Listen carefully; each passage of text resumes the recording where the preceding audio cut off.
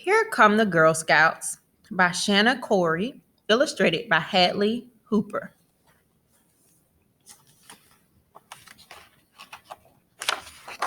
Here Come the Girl Scouts, the amazing all-true story of Juliette Daisy Gordon Lowe and her great adventure. To make yourself strong and healthy, it is necessary to begin with your inside. Daisy was a girl with gumption. And gumption means that she took initiative. She got things done.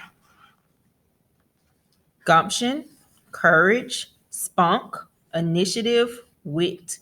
Those are some words that describe what gumption means. Daisy grew up in Savannah, Georgia, at a time when proper young ladies were supposed to be dainty and delicate. Have you ever heard of Savannah, Georgia before? It's not too far away from us. But Daisy came from a family of pathfinders and pioneers. She wanted adventure and excitement. Delicate, thought Daisy. Bosh, how boring. Fresh air is your great friend. When Daisy grew up, she went traveling, ready for adventure. But on a visit home, she got an ear infection and lost almost all of her hearing. Daisy didn't let an obstacle stop her from seeing the world, though. Her mother worried, so Daisy wrote and reassured her. Here's some letters she wrote. Daisy had adventure after adventure. When she wanted a new gate for her house, she took lessons from a blacksmith and forged it herself. She's making it herself. She rode elephants in India, visited the Great Pyramid in Egypt, went fishing during fancy dinner parties, and even flew in a monoplane. A delicious experience, she said. Every time you show your courage, it grows. After many years, though, Daisy grew restless. Her family had settled towns and served in wars, written books, and built railroads. Daisy wanted more than adventure. She wanted to be useful, to make a difference in the world. But what could she do? Then one day, Daisy discovered a group in England called the Boy Scouts. It had begun as a way for boys to help serve their country. And the Boy Scouts spent lots of time outdoors, running and camping and swimming and fishing. There was even a sister group called the Girl Guides. The more Daisy learned, the more excited she grew. Why, the girls in America should have something like this, Daisy thought. So she wanted the girls to be able to go fishing and hunting and camping. Daisy couldn't wait to get started. She packed a Girl Guide handbook and took a steamer back home. When she arrived, she telephoned her cousin Nina. "Come right over," she said. "I've got something for the girls of Savannah and all America and all the world, and we're going to start it tonight." So she's getting prepared. On March 12th, 1912, Daisy began her biggest adventure yet. She invited 18 girls to the first Girl Scout meeting. She told them about all the adventures they would have. They'd hike and camp and swim. They'd do good deeds. They'd learn to tie knots and survive in the wilderness and even save lives. The girls thought Daisy's idea was brilliant. Daisy divided them into two groups. Then she taught them the 10 Girl Scout laws. Here are the Girl Scout laws: honorable, loyal, useful, a friend to all, courteous, pure, kind to animals, obedient, cheerful, thrifty. Those are the 10 rules. From then on, Daisy devoted all her energy to the Girl Scouts. She designed uniforms for them to wear. She gave them her carriage, house to meet in. She turned the vacant lot across the street from her house into a basketball court. She even gave the Girl Scouts a boat so they could take trips up and down the river. Wow.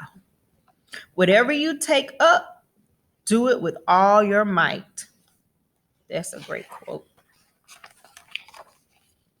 Daisy wanted the Girl Scouts to be open to lots of different girls, so she organized troops in private schools and in orphanages, in churches, and in synagogues, in factories, and in shops.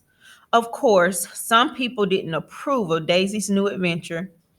Here come the Girl Scouts, they grumbled. Unthinkable, preposterous. But nothing would stop Daisy. So there are the people who don't like it, and here's Daisy with her Girl Scouts.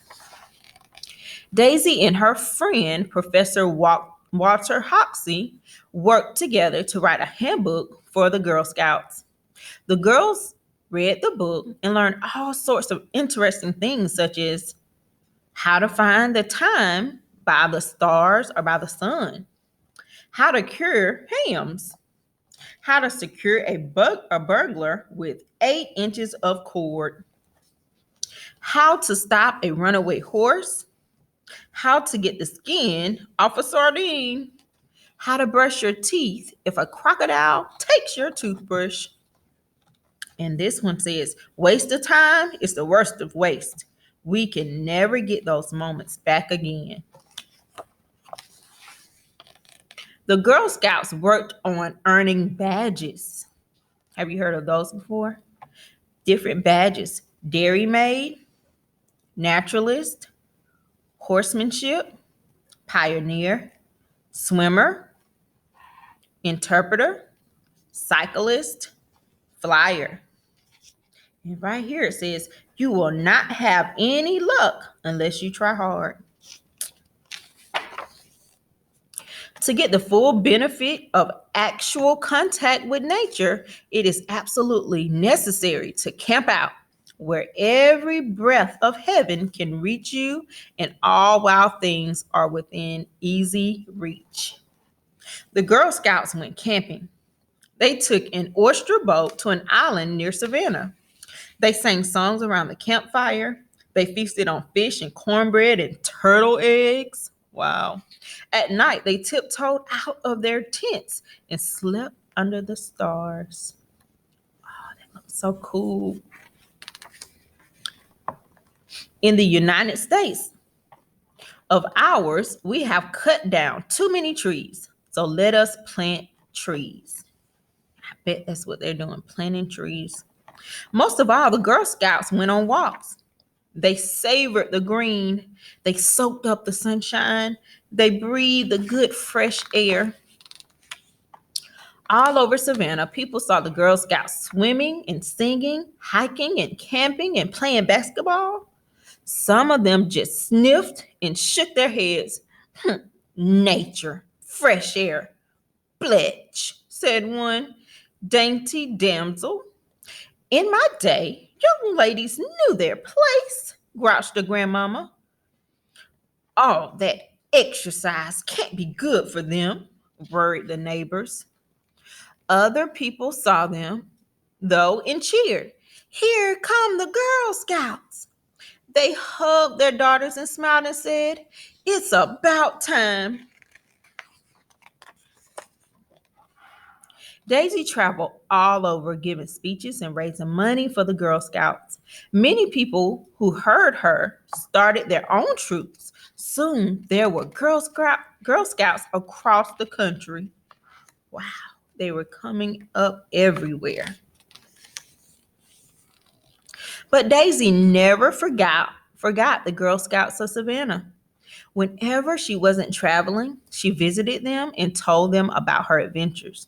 She shared stories of female doctors and scientists and architects and airplane pilots, and she read to them from the Girl Scout handbook. One of you may someday alter the lives of hundreds of thousands of people. Daisy believed that girls could do anything. Do you believe that? I do. I'll read the bottom first. Every little girl goes to make up some part or parcel of our great whole nation.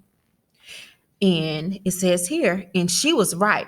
Girl Scouts have been making a difference ever since, just like Daisy. These are all pictures of different famous people who were Girl Scouts. Rebecca Lobo, an athlete, Natalie Merchant, a musician, Lisa Ling, a journalist, Lucille Ball, an actor, Gloria Steinman, an activist, Rita Dove, a poet, Hillary Clinton, a politician. And then there's one picture left here, and it says, you. You could be that special person that makes a difference and be a Girl Scout as well. The end of our story. And at the end, it just gives us some more information about the journey of Juliette Gordon Low and all the different things that she went through. And then the last page gives us some different sources so you can find more information out about her. And that is the end of our story. Here come the Girl Scouts. I hope that you all enjoyed that story and have a great day.